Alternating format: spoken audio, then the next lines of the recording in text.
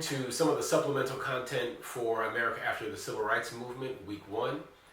I want to just close with some general ideas or principles in terms of understanding the movement and the way we tend to think about it, some of the organizing ideas that we bring to it in our storytelling.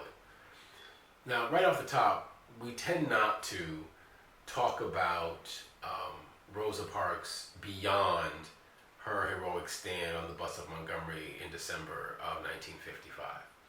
But it's important to keep in mind that after the success of the Montgomery bus boycott, and as a way of understanding and underscoring some of the broader, deeper currents that the movement had to struggle with, Rosa Parks suffered consistent challenges in trying to find employment.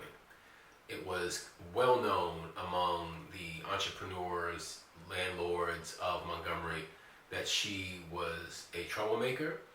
It was known that the best way to lean on and to challenge black dissent was to create economic hardships for black people. So Rosa Parks was consistently denied employment.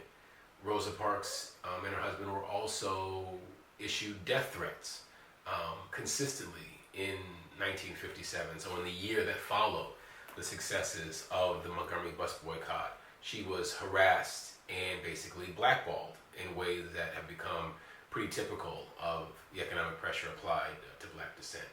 So in light of Montgomery basically becoming an intolerable place for Mrs. Parks to live, she moved to Detroit, Michigan in 1957. And she did not stop her political activity in Detroit. In many ways, you can think about Rosa Parks as we do in terms of being a mother of the civil rights movement, but she was also a mother of the Black Power movement. There were absolutely consistent arguments that Mrs. Parks made about the challenges of economic justice. She knew them very well. She knew that the North was no promised land at all because she had experienced discrimination even when in Detroit and saw the poverty there. She was an advocate for armed self-defense, which is a consistent piece of the bundle of approaches that black folk used to try to secure civil rights. And she was somebody who believed that black is beautiful, and in a kind of black nationalism. There are pictures floating around of Rosa Parks, wearing a dashiki and with posters of Malcolm X, who she was a huge fan of as well. So there's an important connection through the very figure of Rosa Parks, and we're going to talk more about this in the memory of the civil rights movement next week. But just thinking about someone who is not simply the aged, respectable seamstress, but somebody with a great deal of energy and who had connections to other young people, like Claudette Colvin, who she knew very well, the young girl who took the stand on the bus some 8 months before Parks. She worked, again, defending young women who were being harassed sexually in the domestic sphere in Montgomery. And so she was a bridge between younger people and eventually older people. As she continued to age, she continued to stay involved. She helped to organize in 1963, for example, a 200,000 person rally at which Martin Luther King would present his first version of the I Have a Dream speech in Detroit, several weeks before he ever went to Washington, D.C. and gave this very famous and iconic speech. So she's a bridge between the direct action campaigns and of the South and of the Mid-Atlantic and the Black Power politics of the North. And there are other bridges across the movement that are important to consider. You have working class and affluent people working together. You have obviously direct action and forms of negotiation that are working in complementary fashion. I already mentioned civil rights and black power. You have obviously the South and the North. And so just thinking through some of the important connections, someone like Ella Baker, who has a deep history in the North working with the Student Nonviolent Coordinating Committee, founding mind behind that organization and doing direct action campaigns in the South in the 1960s, 60, 61. The Freedom Riders, who are Northerners and Southerners moving to challenge segregation on interstate bus travel in 1961. You have obviously the movement in Birmingham in 1963 to help to shine light on the injustices that people are facing in that city. And it's important to keep in mind that there was a feedback loop in many respects between very dedicated local activists and what was trying to be accomplished at the national level. So even as many local elites, businessmen and the like, were not sympathetic with direct action or disruptive campaigns. Oftentimes, an apparent failure at the national level could generate success. Excuse me, a failure at the local level could generate success at the national level. I invite you to bring this lens as you think about even King's campaign in Chicago in 1966. There was a way in which many of the landlords in that city did not break under King's push, but his apparent failure in '66 actually helped to shed light on a nationwide movement, a national struggle to try to advance tenant reforms and really try to uplift the black poor. Now, I just want to pivot briefly to what was considered to be the high water mark prior to the events in our readings of the Civil Rights Movement, and that's of course the March on Washington in 1963. This is, by most accounts considered to be the zenith of the Civil Rights Movement as a form of political theater. You're talking about hundreds of thousands of people who descend on Washington, D.C. Many of them are carrying, matching signs. There's a sense of uniformity. There's a sense of respectability. It's important to bear in mind that women were not allowed to speak at this event. There are, in fact, accounts of the fact that even after the march was over and many of the civil rights, upper crust were invited to the White House, that Martin Luther King and Coretta Scott King literally drove up to the White House door, and King told Coretta that she needed to stay in the car and take it all the way back to the hotel. She was not allowed to visit with President John F. Kennedy, who she wanted to thank personally for helping get her husband out of jail during one of his many encounters with Southern law enforcement, right? So there's a chauvinism to the movement that's also one of its fissures. But obviously, male and female political brilliance was part of allowing the movement on the whole to be successful. Not just people like Rosa Parks, but people like Georgia Gilmore, who worked in Montgomery and worked on the bake sale, and Gloria Richardson in Maryland, who was a very staunch advocate in Cambridge, Maryland, for, again, pushing for equal opportunity, voting rights, and accommodations access in the state as well. But the March on Washington was more than just its contradictions, right? There was a way in which it was, in some ways, the blending of several traditions. You had the clear civil rights celebrity status of somebody like King, who was going to be there as a signal speaker. But even for the march to get organized, you needed somebody like A. Philip Randolph, a labor organizer who worked through the 1930s and 40s and had advocated for a mass march on Washington in 1941 as a way to get employment protections from Franklin Roosevelt. He, in many ways, was still the mastermind behind this kind of large-scale direct action show of black political power in 1963 when the march happened. You had to have A. Philip Randolph.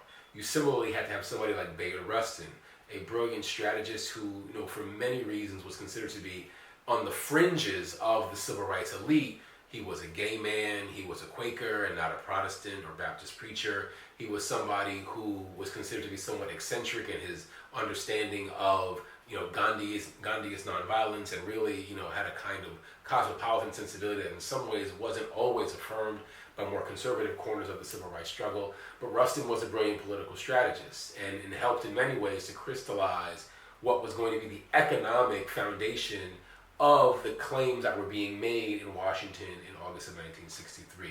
The manifesto that was behind the March on Washington said very, very critically that, quote, integration in the fields of transportation, housing, education, and public accommodations will be of limited extent and duration so long as fundamental economic inequality along racial lines persists. Again, the idea being that economic inequality was at the foundation of all these other kinds of indignities that folks were facing. And in 1963, the economy was doing so well, and yet African Americans were still, by and large, left behind. It was one of the great pieces of evidence that broad economic growth did not, in fact, mean an expansion of opportunities for black people. Again, thinking about the consumers' republic of the post-World War II period, the economic growth that was broadly happening between the 50s and the 60s was not being shared equally.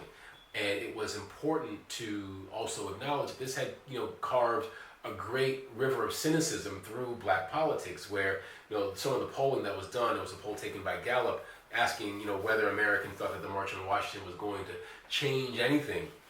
And 60% of those polled said that most people thought it wasn't going to accomplish anything, that the march was actually going to be quite inconsequential. There were people in Washington, D.C., as a city, African Americans, who felt completely overshadowed by this national event. But here they were in the very city where the event was taking place, suffering under different forms of tenant discrimination, suffering again underemployment, suffering, rats and poor food and police brutality. And it was not a moment of shining light on D.C. as a local context, but instead about creating a national narrative as well. People like Malcolm X, described the March on Washington as a giant outdoor picnic, and black militants in general saw it as largely just an outing on an August afternoon, and not something of a grand kind of transformative quality.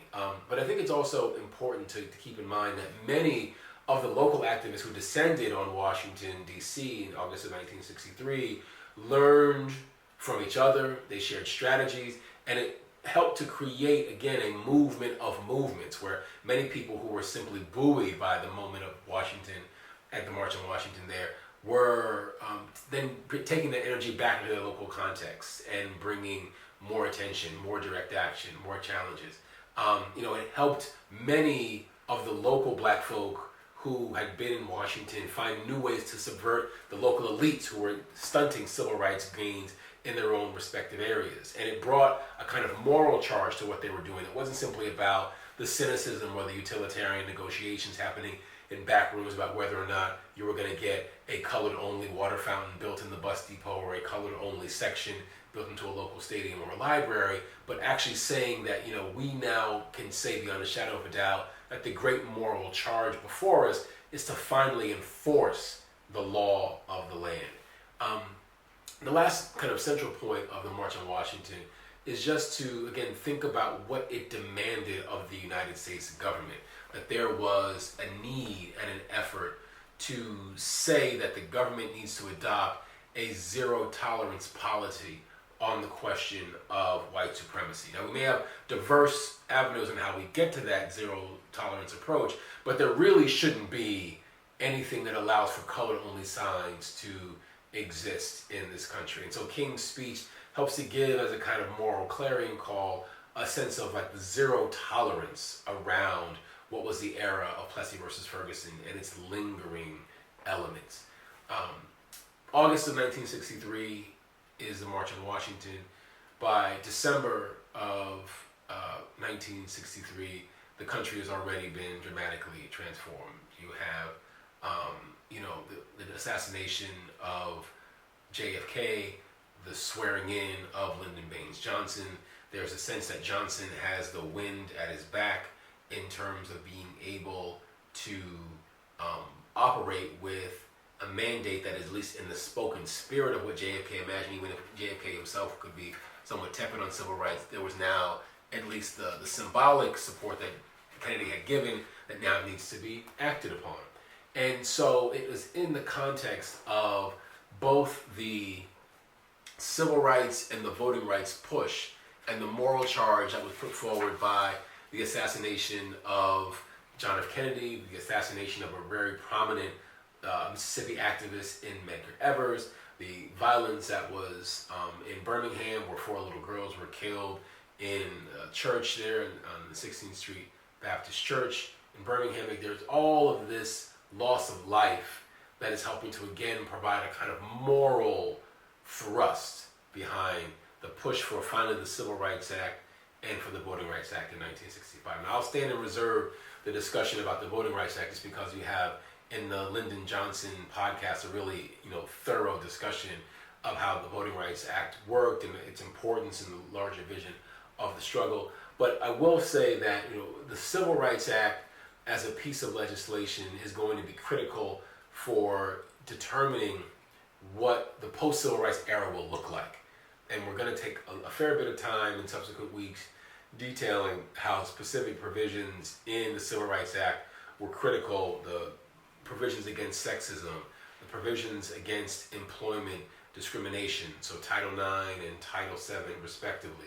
These are going to be the foundation of subsequent movements. Similarly, the ways in which people who might have been at northern or elite, universities who were white and had a kind of moral sympathy for the movement, when they actually put boots on the ground in places like Mississippi in 1964 or in Selma in 1965, these are the kinds of things that would then galvanize new movements in terms of feminism, new movements in terms of strains of black nationalism, new movements in terms of a resurgence of a kind of ethnic politics that would define the 1970s and later, right? Memories of the Civil Rights Movement would be, critical. But it's important to know that the Civil Rights Act is one of the most important pieces of legislation that effectively said that it's the job of the federal government to now pivot and defend the rights of people who are considered to be American citizens. We're going to put real teeth in the 14th Amendment. We're going to put real teeth in the Brown versus Board of Education decision. We're going to put real teeth in how American citizenship should bring with it the power of equal access and consumer rights power, and then it will fall to a rich array of local activists and really organizing geniuses, and moment after moment after moment to try to make the Civil Rights Act have real meaning and real heft, and the same will be true of voting rights as well.